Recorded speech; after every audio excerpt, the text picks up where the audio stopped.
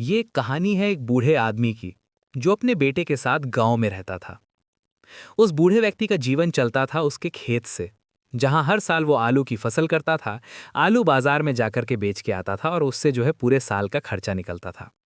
उनकी लाइफ ठीक ठाक सी चल रही थी, नॉर्मल सी चल रही थी, सामान्य जीवन था। लेकिन एक दिन विपदाओं का पहाड़ टूट गया। इस बूढ़े व्यक्ति के घर पे पुलिस वालों ने आकर के दरवाजा खटखटाया और इस बूढ़े आदमी के बेटे को पकड़ के ले गए। ये चिल्लाता रहा कि मेरे बेटे में कुछ नहीं किया है, नादान है, मासूम है, आप क्यों उसे ले जा रहे हो।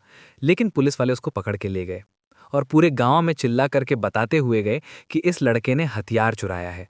हथियार चुराने के आरोप में उस बूढ़े व्यक्ति के बेटे को अरेस्ट कर लिया। बूढ़ा व्यक्ति हाथ जोड़ता रह गया, लेकिन उसकी कुछ नहीं सुनी। उस दिन के बाद तो बूढ़े व्यक्ति के जीवन में सिर्फ आंसू लिखे थे। हर दिन वो अपने बेटे को याद करता था, अपनी किस्मत को कोसता था, भाग्य को कोसता था। कोर्ट कचहरी के चक्कर लगाता रहा कि बेटे को जेल से बाहर निकलवा दे, लेकिन नहीं हो पाया।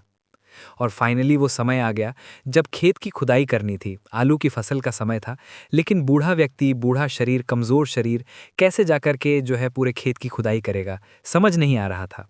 हर दिन जाता, खेत तक वापस चला आता और बस भाग्य को कोसता रहता कि मेरे साथ क्यों।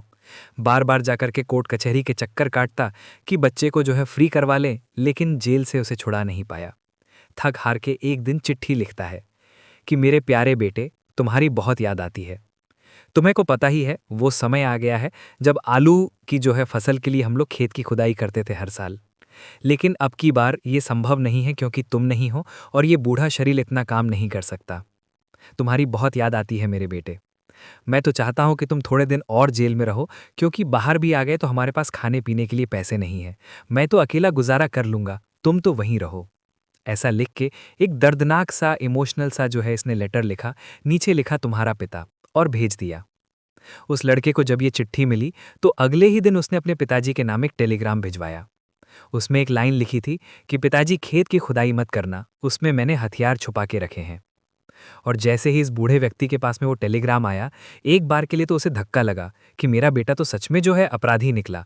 मैं तो अपने बच्चे को मासूम समझ रहा था, निर्दोष समझ रहा था, उसने तो सच में हथियार चुराए, और छुपाए भी कहाँ हैं, हमारे खेत में जाकर के छुपा दिए।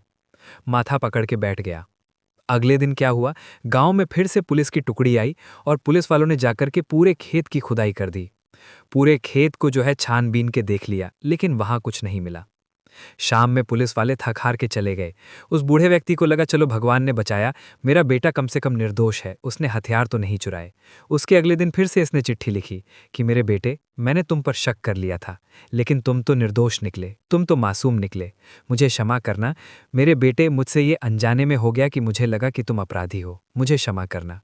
ऐसा लिख करके इसने चिट्ठी भेज दी।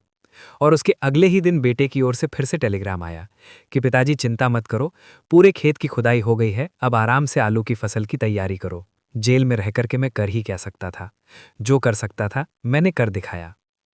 बूढ़े व्यक्ति को अपने बेटे की चालाकी पर गर्व हुआ कि बच्चे ने जेल में रह के ही कमाल कर दिया।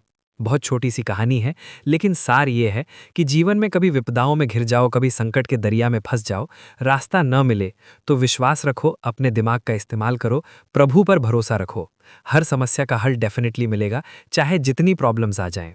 आप उनसे बाहर निकलोगे और कर दिखाओगे कुछ ऐसा कि दुनिया करना चाहेगी आपके जैसा। याद रखिए।